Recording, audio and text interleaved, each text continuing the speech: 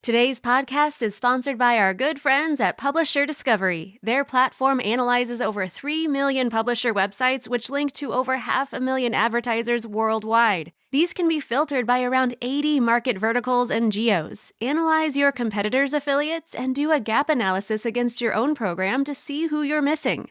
Affiliate websites are filtered by relevance and traffic scores, and you can see their social accounts, which networks and advertisers each are connected to, and emails where these are available. Prices start from just $99 a month, but take a 7-day free trial to see how Publisher Discovery can make your affiliate recruiting a whole lot easier. And use the promo code BEARCAT to get 10% off the life of your subscription.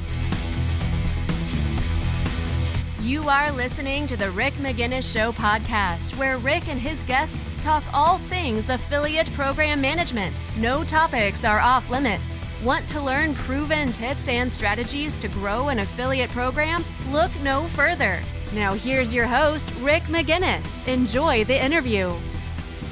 Hi there. This is Rick, the host of the Rick McGinnis Show. Today, I am going to be sharing with you a podcast episode that I was on recently. Enjoy the episode and let me know what you think. And if you could be so kind, just leave a review on Apple Podcasts if you're enjoying the show. And also, I want to just get your feedback on what you guys are looking for in terms of future episodes, in terms of content and guests I can have on. So if you want to hear anything in particular, a topic, a person, just reach out to me, rick@bearcatmedia.com, and I will see what I can do to get that lined up in the queue. Thanks again and enjoy the episode. Ladles and jelly spoons, boys and girls, welcome back to the 10K Collective podcast, the place to be for 6, 7, 8-figure Amazon sellers. And these days I always add, and e-commerce sellers, because those who've been on Amazon forever are rapidly discovering they need to get something else built pretty rapidly these days. So Rick McGinnis is with us to talk about affiliate marketing. Rick helps brands scale their businesses through what he calls performance marketing, otherwise known as affiliate marketing, and he also helps people set up and manage those programs. So exciting topic, Rick. I'm really glad you can make it. Welcome to the show. No, I appreciate you having me, Michael. It's like we talked about before. It's an under-leveraged marketing tactic, and I'm glad to be able to share my knowledge and get people on the affiliate marketing train. Absolutely. So let's talk about, first of all, why should we even be considering this? Surely this is a very complicated sounding thing. It's automatically sounding a little bit more complex or more alien than Facebook ads or Google SEO or whatever else if you've got a direct-to-consumer sites. So why is it important to even consider this? The main reason why brands need to consider this, whether they're Amazon sellers right now or they have their own standalone e-commerce store, is because of the uncertainty with other marketing channels like Facebook and Instagram. The reach and the people that they can potentially market to is shrinking. But with affiliate marketing, it is a performance-based model, meaning that brands only pay for when a transaction happens through an affiliate. So they may have to invest some money to set it up and maybe some influencers on the road. But for the most part, affiliate marketing is truly performance-based, meaning an affiliate promotes your product, they generate a sale, they get a piece of the sale. And if that doesn't happen, the brand doesn't pay. So it just baffles me to know that brands are not trying to leverage this marketing channel more, given the fact that there's really minimal out-of-pocket expenses needed to start one up.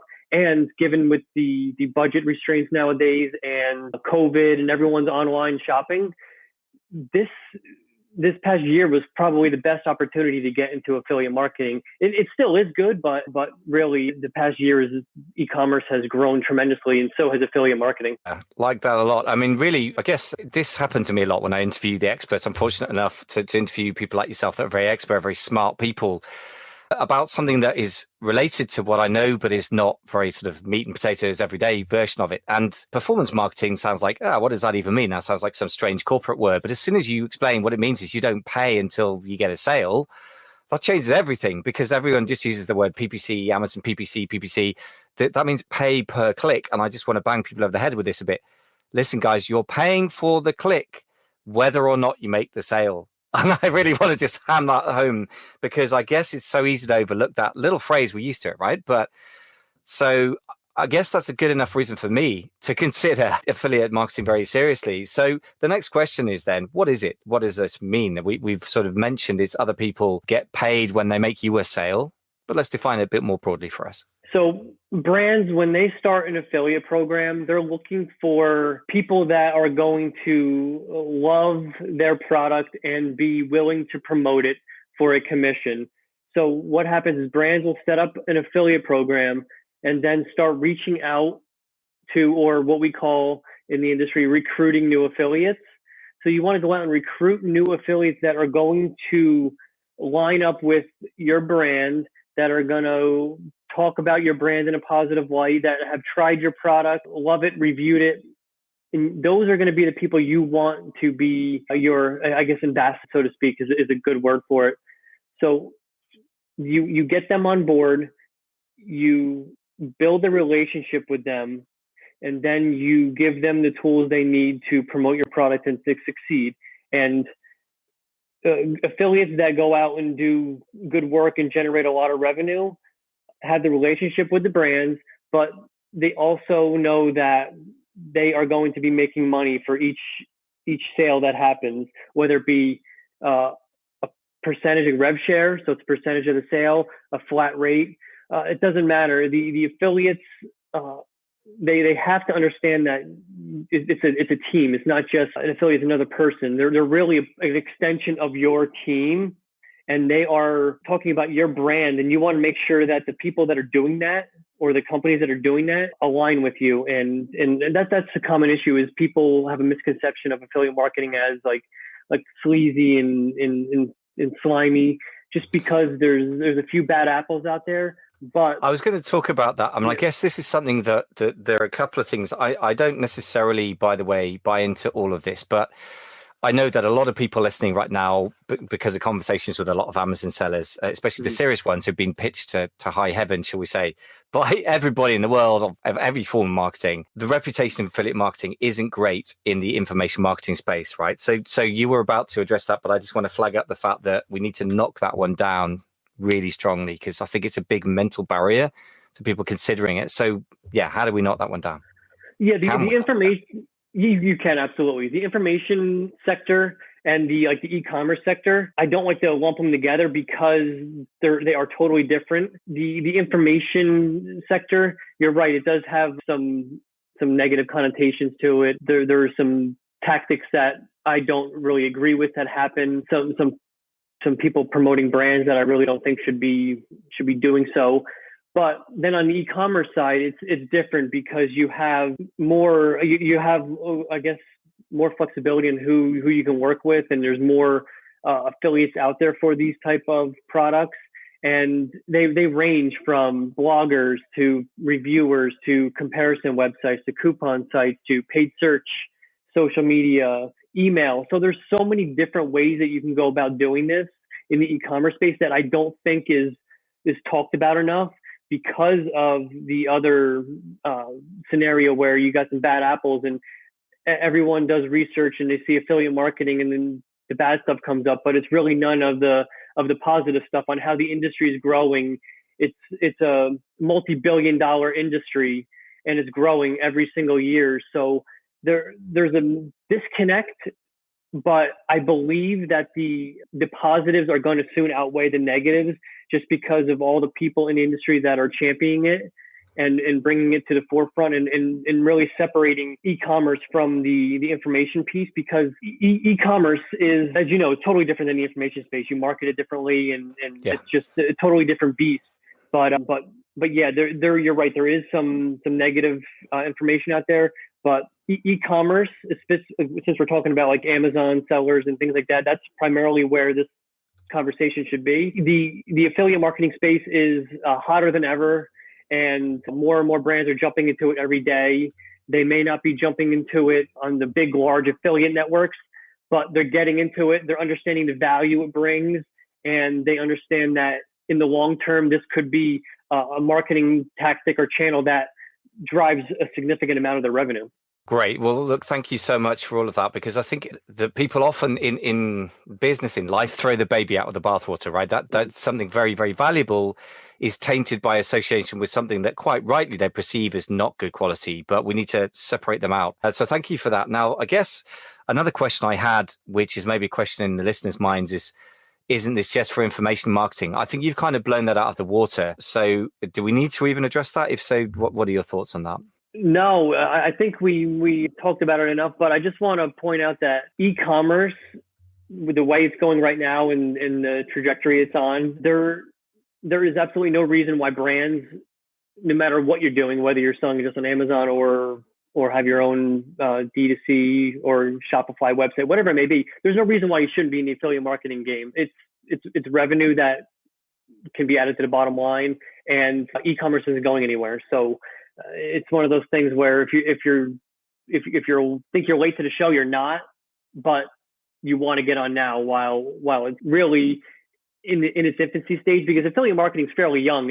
It's only like 20 years old compared to other forms of marketing. So it's just beginning, and it's evolving. Technology's coming in, and we may talk about it later, but the perception that affiliate marketing is like coupon oriented, or there's a lot of voucher codes. That's another thing that we're gonna try and dispel, is affiliate marketing is not just about that. There's other ways to grow an affiliate program, and I'm sure we'll get into it, but I didn't want to go into it right now. Thank you. Well, okay. Well, yeah, we should talk about how to set it up. I mean, I think one question. So we're just talking about the basic overview in this sort of episode, and we're going to talk in a minute. We'll probably separate that discussion out for the podcast of how to do it. But I think the why question, or should I even do it, is sometimes the most valuable thing you get from a podcast. Because I guess you're not going to learn in 30 minutes how to do what you guys help people do, right? Just bam, bam, set everything up. But what you can do is get into exploring it. So if nothing else, if we could sell people the concept, I think we've done a job. So another question that springs up is obvious then to me, which is, when do you start? Do you need to have, because you mentioned that the affiliates, and I am in the information marketing space, so it's different, but I can say from the point of view of the affiliates selling other people's programs, I have about 80 affiliate relationships at this point for the podcast and related, channels. And I have to say that I'm always a bit wary of putting any sort of marketing dollars or big push behind something that hasn't got a proven product, because I don't want to recommend something I don't believe in and hasn't got a proven conversion, like its sales pages and everything else, the conversion machine that I'm plugging into. So I'm presuming that means it can be a little bit too early to start an affiliate program. So where is that point, that sweet spot where it's the right time to start, and when is it too early? Yeah, so I get this question a lot, and a brand, it's really up to the brand, but they can start an affiliate program from day one when they launch their website. But the issue with that is the brand doesn't have awareness. You talked about it, the conversion rate, we don't really know. So things like that. So what I recommend is at least proven the concept, or proven the product can sell, have a conversion rate that is acceptable, because what happens is affiliates will come on, and if your conversion rate's horrible, they're going to just leave and go somewhere else and promote a product that actually converts. So you want to have a product that has a little bit of awareness and that sells, but also the conversion rate. I think that's the most important part. It's just without those, you really are going to be just treading water and probably coming to the point where you're saying that affiliate marketing does not work. But the reason why it doesn't work is because you didn't really do it properly. So I like to say it like that. Yeah, you put it well. It's not the affiliate marketing doesn't work, you've done it badly. But that's true, by the way, pretty much, to be fair to any traffic or conversion or any other sort of mechanism. Anything done badly is going to get bad results. But I guess when something's unfamiliar, I guess the thing about affiliate marketing that's interesting, let's talk about that then, implied by what you just said, is really this, that if you put something out there and you got pay-per-click advertising, you can see impressions data, you can see clicks. And look, maybe you're not getting conversions, but you're getting some kind of data. And by the way, that's very seductive, and that can lead you to spending huge amounts of money with zero return. But at least emotionally, it feels like something's happening. And I guess in terms of data gathering, you can at least see impressions and clicks. So then you can work on the offer if it isn't converting. So with affiliate marketing, my immediate thought is, I'm driving blind. I don't get to see all that stuff. And therefore I can't see, you get the dangerous crickets and no information to learn from. So how do we deal with all that? that sort of head Well, trash I've just expressed. yeah, no, that's basically what it is. It's head trash, and the affiliate marketing industry has evolved over 20 years, and the tracking and analytics and attribution has come a long way. And any affiliate program that starts, no matter if it's on a major affiliate network or a SaaS platform, there are tracking and analytics built in that you can see those same things you talked about with the pay-per-click. You can see what affiliates are driving traffic, how much traffic are they driving, what the sales revenue is, what the conversion rate is, average order value. You can see all that broken down by affiliate.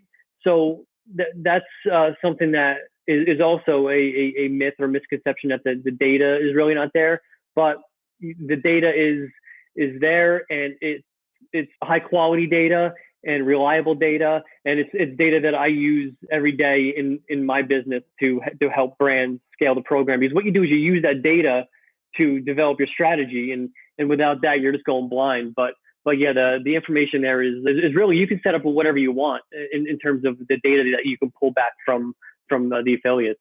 That's an interesting point you just made, actually. I mean, first of all, yeah, so it's just head trash. You get as many metrics as you get with PPC. But I guess the second thing is what you just said. You can set up different data. I guess that Facebook or Google ads or Amazon ads, and goodness knows, Amazon ads give us quite a lot of data compared to organic Amazon ranking, which is truly awful data. I mean, they have everything. They share very little as for third-party sellers.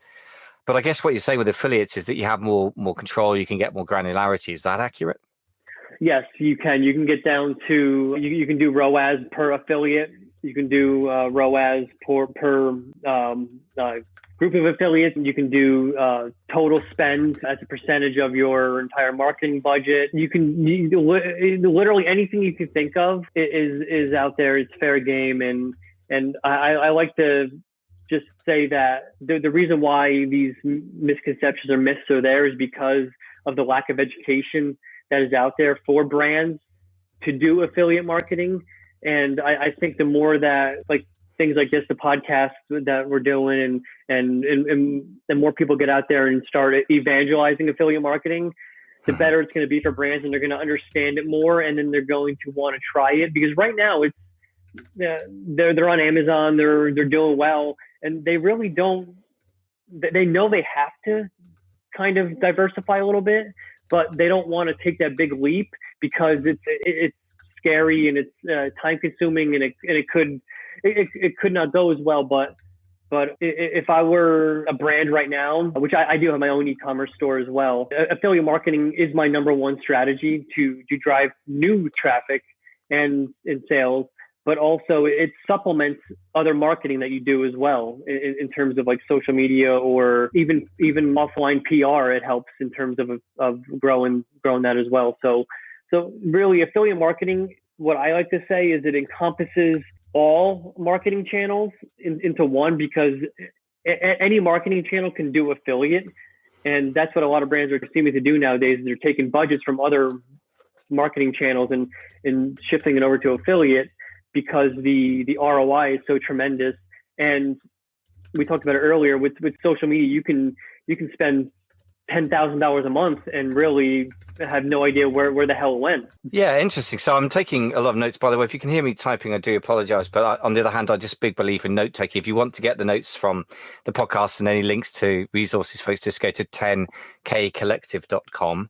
So yeah, first of all, affiliate marketing needs more evangelists, particularly for e-commerce. I'm getting that kind of slightly missionary zeal from you, very low key. It's nice. Actually, you're not in my face about it, but I'm getting that sort of sense of mission from you. So I think you are a great evangelist, by the way, for this. But so let's just revisit the question of what is affiliate marketing, because it sounds a lot broader than I thought it was. You just said any marketing channel can become an affiliate marketing channel. What do you mean by that? Can you give us some concrete examples so I can begin to wrap my head around this?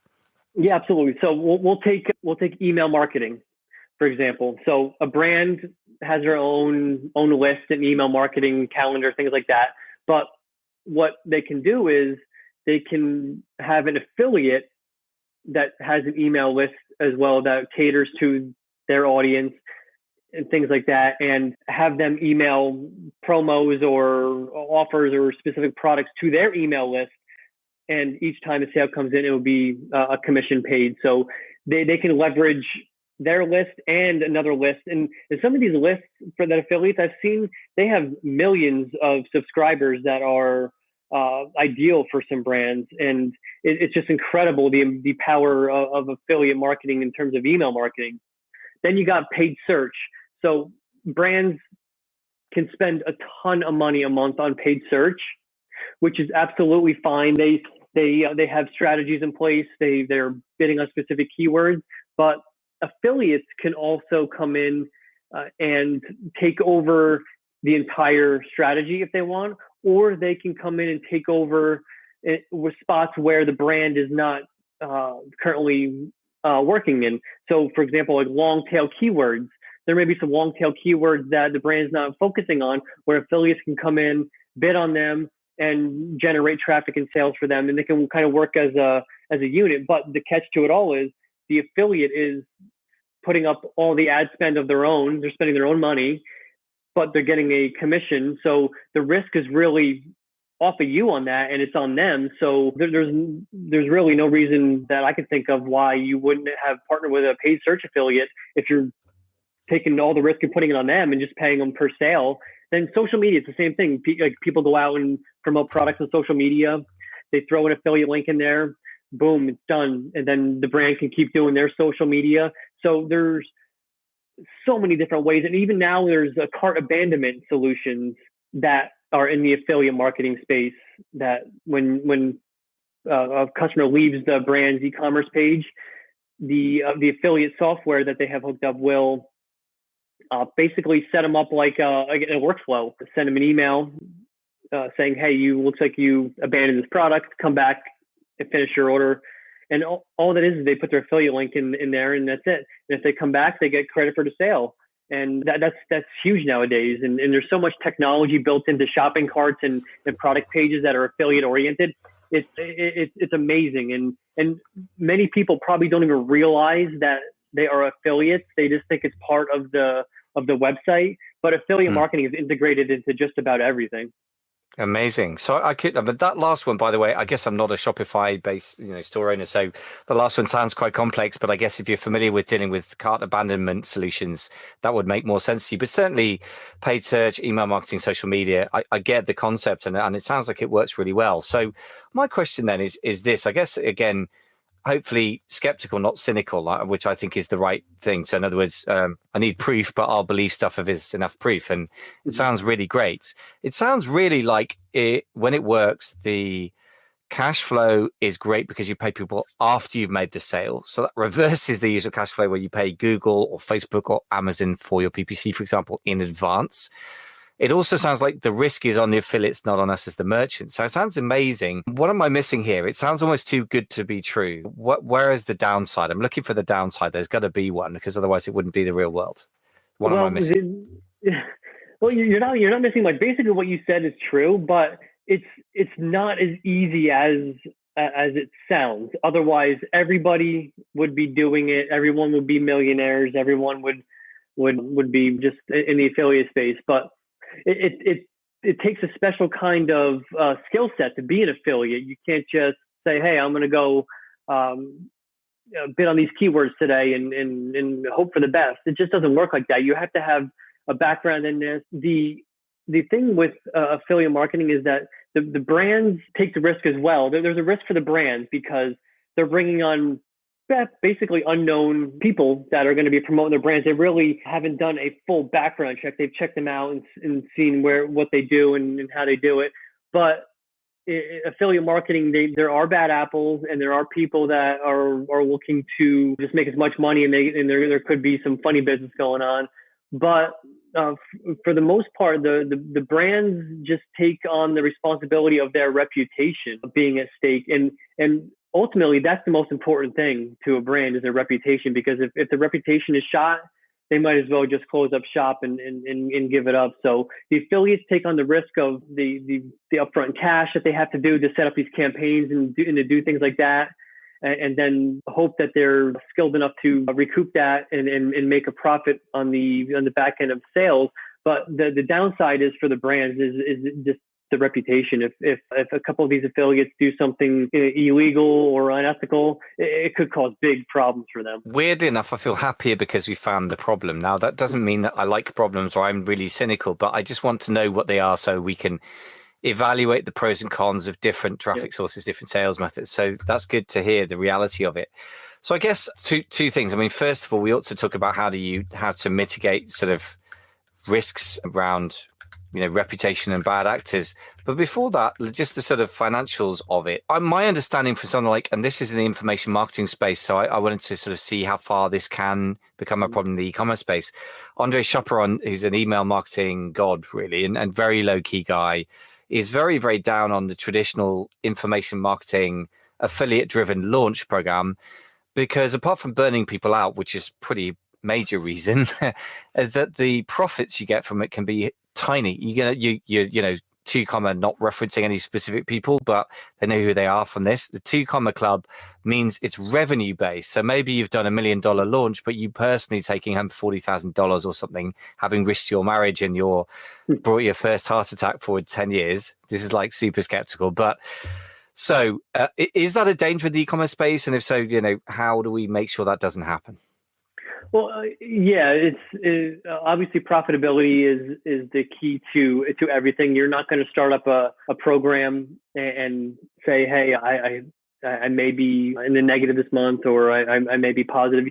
Again, you want to set it up so that you know that for each sale you're not losing money. So what I tend to do with clients, and what my company does, is we do like a competitive analysis to find out what the competitors are doing, like how much they're paying in terms of commission.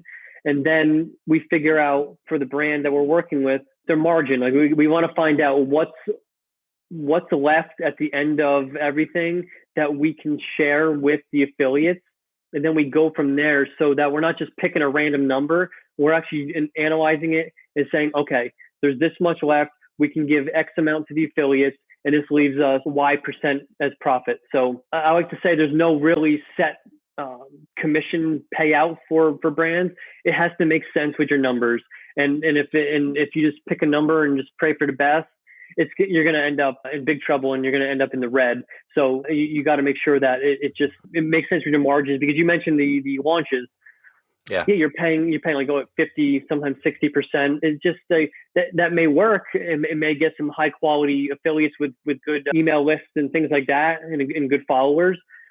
But you're not bringing home as much. So it's got to make sense where you can pay the affiliates nicely, but you're also making money as well, because that's the name of the game. You didn't work so hard to build this to not make any money. So everyone's got to win. And if not everyone's winning, then you're doing something wrong. Yeah, you're quite right. And I would say, to be fair and to sort of backtrack a bit, two things. First of all, it's information marketing, which, as you said, works differently, has a bad reputation, and sometimes for a reason. We've all experienced the webinars and the pitches and the email slamming of your list. And I've been involved in that myself as well. And I try to not behave like that now, because it's desperation, really, isn't it? It doesn't work very well. The second thing is, I guess what I've done is I've bundled together information, sort of affiliate marketing and launches. And it could be that other people out there share my prejudices. So it's probably good to mention it and then knock it down, because a launch isn't the same as affiliate marketing. They're actually separate things, right? And I guess they often bundle together. And I guess in my mind, I'd bundled them a bit. And the third thing is, what you just said about you've got to make sure the numbers work and give you a profit. To be fair, applies to all marketing efforts. Most people don't know their numbers, so their PPC is probably losing the money big time on Amazon ads, which is a fairly primitive, simple thing, because you're selling in the same platform as running the ads, so it's at least easier to measure. But most people don't. So that is a problem with any marketing, to be fair. So if you don't measure the return on investment, or whether you actually have any return, that's probably a lack of metrics, right? So that we can't lay that at affiliate marketing's door. You're quite right. So, well, the thing I wanted to go on that, because I don't work with clients, or I don't engage with them unless we do that analysis and find out what their margins are, because I don't want to go into a partnership with someone and then down the road tell them that I misled them or I didn't do something right. I want to make sure that from the beginning everything is set up properly, and that we know the numbers, and that we have goals set up for the months down the road, so that we don't hit those situations that you just talked about, where oh, I don't know my numbers, and I spent this much money, and I don't know what I'm going to do now. Yeah, well, that speaks well of you. And I think that, as a coach, I'm beginning to try and do that. I haven't formalized it enough yet, but what you're saying is just making me think that for consultants generally, I think I want to be able to be more concrete about the return on investment that people get from whatever they do with me. And equally, to do that, I need to know their numbers. And the issue that I hit often is business owners, frankly, don't really know their numbers. And I'm not here to criticize. I'm not great at bookkeeping. But it's just one of those things that if somebody doesn't know the numbers, that you have the integrity to just walk away, which I think makes a lot of sense. I guess it's going to make sense for your business as well. You don't want clients that turn around and suddenly are unhappy, right? That's it. It's easy in theory, but complex because of the numbers and things like that, where people don't do their own bookkeeping and they don't know. They just know if they don't have any money, they don't know where it goes, or that's the problem. Is this the lack of understanding where their money is? Yeah, and I guess that you can't solve that for somebody, but at least you sit down with them, which I think is a very rational beginning to a conversation with anyone before they spend money on anything. Now, one other thing that you flagged up that I think we ought to address, and then we'll sort of begin to wrap this one up, because we're going to talk in the next episode about the details of how to go about this. We mentioned risk to reputation from bad actors. So how do we mitigate that? How do we lower that risk as much as we can? Well, the first thing is in the vetting process at the very beginning of when you're reaching out to these affiliates and bringing them in, you got to do some detective work up front, do some research on the person, find out what they're into in previous campaigns, things like that. You want to also have software, if possible, that can pick up any bad actors that are doing unethical things, like for example, if they're bidding on your trademark terms or they're using coupon codes you don't want them to use, there's software for that. And it's just you want to have as many stopgaps in place so that it may be a problem. You may have an issue, which I don't know of any affiliate program that hasn't had an issue ever, but it stops immediately. It doesn't grow into a bigger issue down the road. It ends up costing a ton of money and even costing people jobs. So if you have the systems like vetting the people and companies up front before you work with them, and then having the software to help you understand what these affiliates are doing, you're going to be in a better situation than just doing it just based on looking at a computer screen and seeing like that, because you're never going to find everything. It's something that very consistent with is the software and finding these bad actors before they become really detrimental to the program.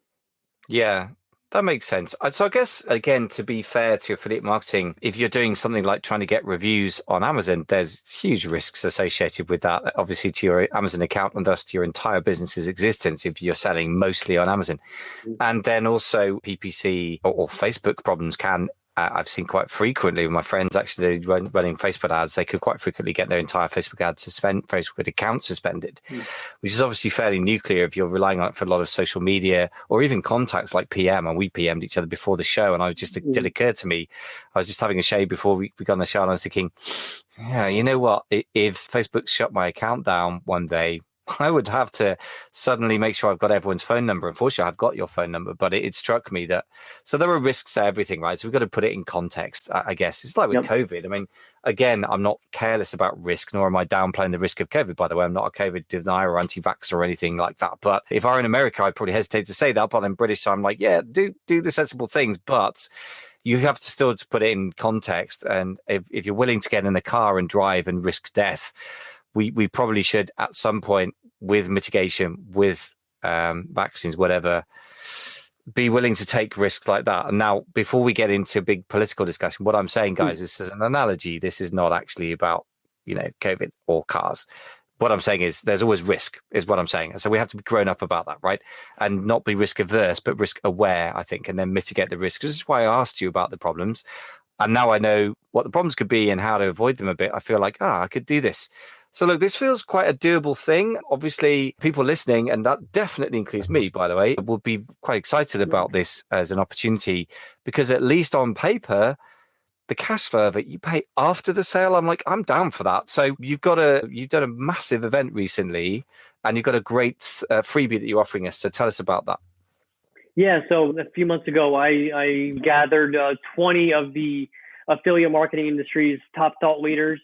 We put on an event. It was free for the brands to come and learn and just learn basic topics for brands just starting out, like basic affiliate marketing, and even higher level, more advanced topics as well. So we had 20 speakers talking about that. It was over 2 days. I have for all the listeners here, I'm giving free access to it. If you wanted to buy the recorded sessions, it'd be about $127, but I'm giving all the listeners free access for life. So you can go in there, check out the session, and really understand affiliate marketing from basics all the way up to the advanced level. And it's something that the feedback was amazing for this.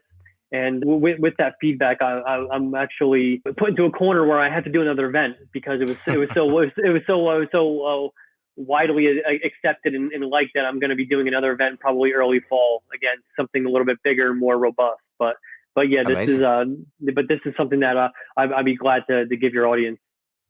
Well, that's pretty serious value. I mean, 2 days worth of stuff. I mean, obviously it's going to take a time to absorb, but I think this is an area that it feels to me it's a whole massive area that, as I said, never heard discussed on an e-commerce podcast.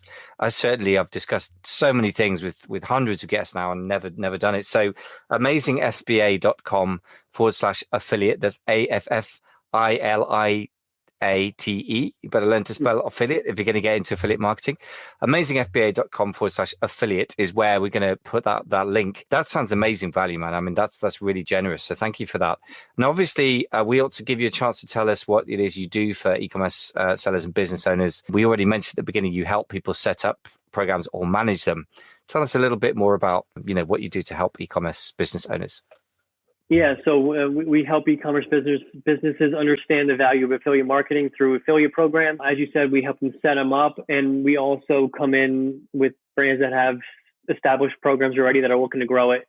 We focus on 5 main elements to grow an affiliate program. It's affiliate recruiting, so you're finding new affiliates to grow, and you want to have a diverse base. You don't want to have just one type of affiliate. So we go out and find affiliates that cover the whole spectrum for brands. Activation. So once you get those affiliates on board, you recruited them in, they're in. You want to make sure that they stay active, they're sending traffic, they're taken care of.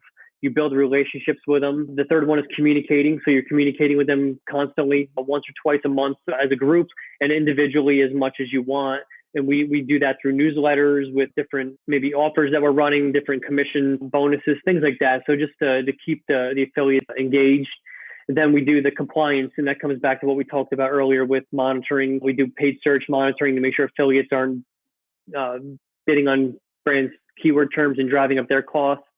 We also do coupon code. We do social media monitoring as well. So that's part of the compliance. And then the 5th one is optimization. So we're always looking for ways to optimize it and grow it. And we do it by reaching out to competitors and pretending we're an affiliate, getting into competitors' affiliate programs, seeing what they're doing, seeing what's working, what's not, and then try and implement it into the brands that we're managing this program just with their flavor and their style. So the 5 are recruiting, activation, communication, compliance, and optimization. That's what we do for brands on a daily basis.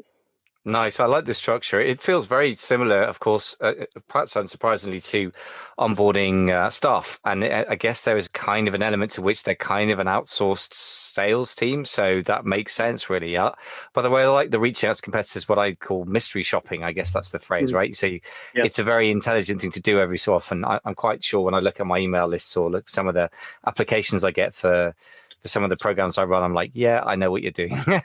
So it happens, but it's a good idea. I mean, you should mystery shop your own business, of course. That's the other thing that's quite revealing and often quite humbling in my experience, because people often don't know what on earth you do and they're not clear and they don't understand, never mind buy. So it's good idea.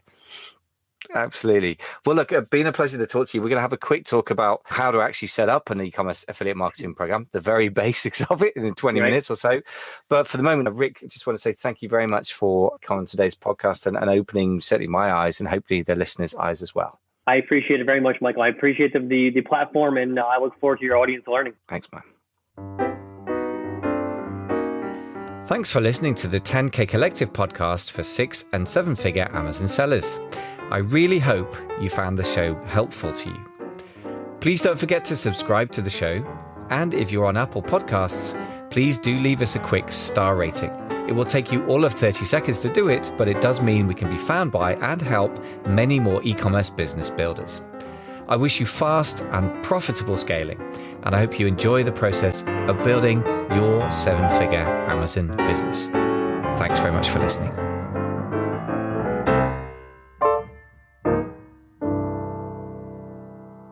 We'd like to take a moment to welcome our newest sponsor, Bearcat Media. Are you looking to take your affiliate program to the next level? Are you lacking the time or resources to properly maintain your affiliate program? If so, then the team at Bearcat Media would love to help. They have over a decade of experience managing affiliate programs ranging from startups to Fortune 500 companies. Whether it be a B2C or B2B brand, they can help. They will develop and execute a comprehensive strategy that includes affiliate recruiting, affiliate activation, effective communication, compliance policing, and program optimization. To learn more about Bearcat Media and how they can help you scale your affiliate program, go to affiliateprogrammanagement.co. As a listener of The Rick McGinnis Show, they are offering a complimentary affiliate program audit, a $997 value. To get your free audit, go to affiliateprogrammanagement.co and click Contact and send a message to get your complimentary affiliate program audit. Your affiliate program growth starts here.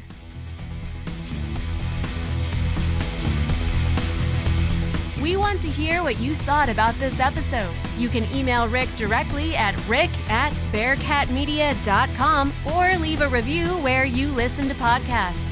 Never miss an episode by subscribing to the podcast in iTunes, Google Play, and wherever podcasts are available. To learn more about Rick, go to affiliateprogrammanagement.com.